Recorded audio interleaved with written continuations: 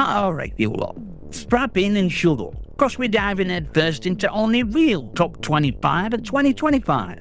Not some Metacritic circle jerk, not influencer clickbait, just one crippled, caffeinated Yorkshire lunatic calling it like it bleeds. If game's on this list, it earned its scars. If it's not, it probably fell apart at launch, shat itself, or got bought out by Embracer and thrown in skip. This ain't a love letter, so why drama? And we're counting down from 25 to 1 like bombs already ticking. Let's fucking go. Coming in at number 25, like last slice of bread you only eat cause shops are shut. It's Black Ops 7. Is it good? Not really. Is it playable? Just about. It's best rats at Activision will let us have before they dive back into the gold-plated loot boxes and part out another 90 quid skin bundle. I didn't love it, but I played it, and in this wasteland of a year, that's enough to scrape bloody list. At 24, Ready or Not finally landed on console, and I gave it a go on Xbox. Look, it's not tactical crack, it's not Sweat 4, and it's definitely not Rainbow Six. But I don't play Ubisoft games on principle, so this'll do. It's moody, tense, occasionally broken, but better than most Twitch shooters I've played this year. Plus it don't constantly scream buy our battle pass every time you blink. Small wins. Then at 23, shock horror, ARTcade game, Pokémon Legends ZA. Yeah, laugh it up, but I loved this crap as a teen and it's still got teeth. It's one of the few open world games that don't bore me to tears. No endless fetch quests, no crafting 42 goat hides to upgrade your quiver. Just training your monsters and knocking snot out at other trainers. You know, fun. Remember that. At number 22, Peak. And no, not peak performance, more like peak stupidity. But that's point. It's Proximity Chat Chaos Arsehole Simulator 2025. And most fun I've had griefing mates since Sea of Thieves let me lock 'em in brig.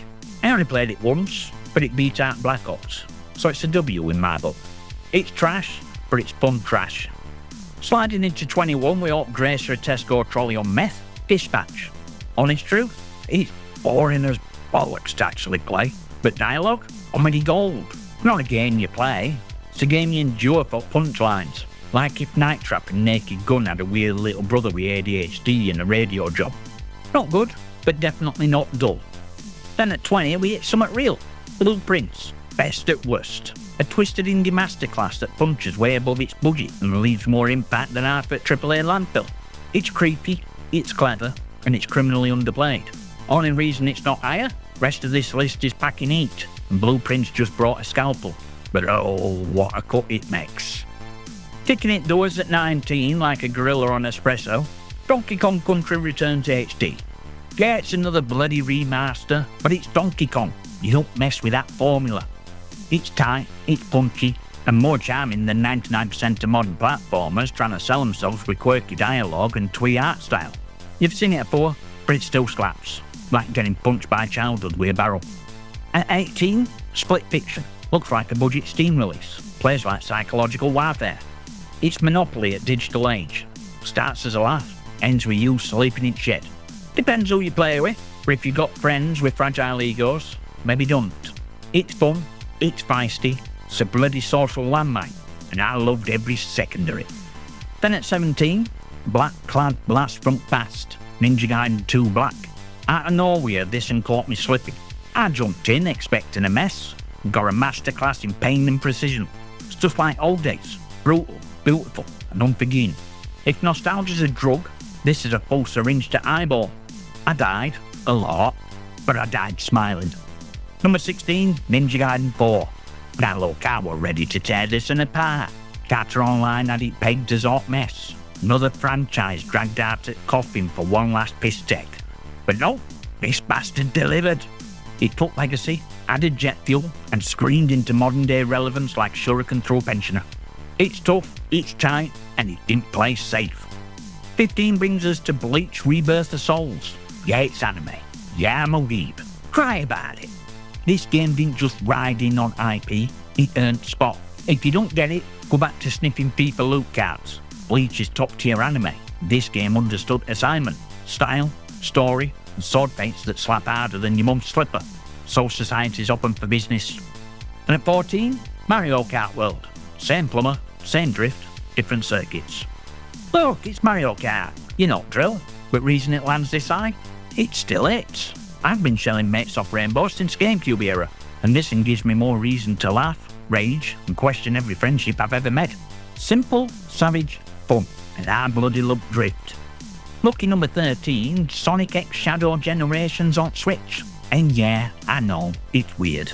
Never in a million Mega Drives did I think Sonic could be calling Nintendo home, but here we are, Blue Bastard's back on my Switch, and I'm not even mad. This is my third Sonic game up thing, and I still keep chasing those rings like an addict. Love franchise, love speed, and not ashamed to admit it. Sega consoles may be a ghost, but Sonic still sprints. Coming in hot and haunted at 12, total chaos, psychological horror done right, mostly. It's got that grimy, grainy, someone's behind your energy. Gameplay's tight enough, vibes perfect, but I'm still sat here waiting for that one moment that actually makes me shit myself. It's like dating a goth. All mood, no climax. But hey, I'm still in, still hoping for that jump scare worth writing about. And number 11, Metroid Prime 4. Holy mother of mothballs. It finally happened. It's here. After all that radio silence and corporate fapping, Samus is back. No, it's not Best Prime, not even close, but it's solid. It's got look, feel, pew pew, and lonely space dread I miss like hell. Nintendo may have taken scenic route, but at least they didn't crash ship. Ticking off top 10 like a steel boot at teeth, Hollow Knight Silksong, bad bloody time, and worth every minute at wait. This thing's hand-drawn death gauntlet with soul. It's fun, it's deep, it's gorgeous, and it's hard, especially if you're playing with one hand like I am. Every boss fight's a war crime, every room wants you dead, but you keep going, cause this world deserves your pain. If you haven't played Silksong yet, get off your ass and fix your life. This is real deal. Then at 9, Splitgate Arena Reloaded. Not to be confused with that limp sequel disaster. Reloaded is what Splitgate 2 should have been. No more factions, no more powers, no more toddlers throwing tantrums cause the Space Wizard got nerfed. Just clean, raw Portal gunplay with actual backbone. It's Halo meets Portal, minus corporate soy. Fast, slick, brutal, and if you can't handle it, good. That means it's working. At number 8, Battlefield 6. Yeah, it's got some Call of Duty stink on it, I won't lie. But don't let that put you off. This is a game that finally turned tables. COD spent years sucking its own microtransactional tit, while Battlefield quietly trained in shadows, Rocky montage and all, then stepped back into Ring and knocked Activision fuck out. It's controversial, yeah, but it's also first time in years Battlefield didn't feel like a walking corpse stretching EA logos. It's back, and it's angry. Then at number 7, Terrifier arcade game. This one's chaos incarnate. It's like someone turned every 80s slasher flick into neon-drenched murder carnival and handed art clown keys. I love this freak. He's hilarious and horrifying. And game? Mayhem. Gore.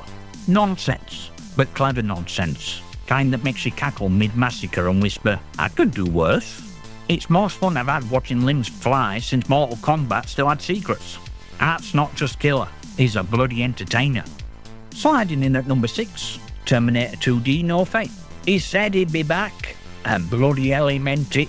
This ain't some lazy remake or half-baked remaster.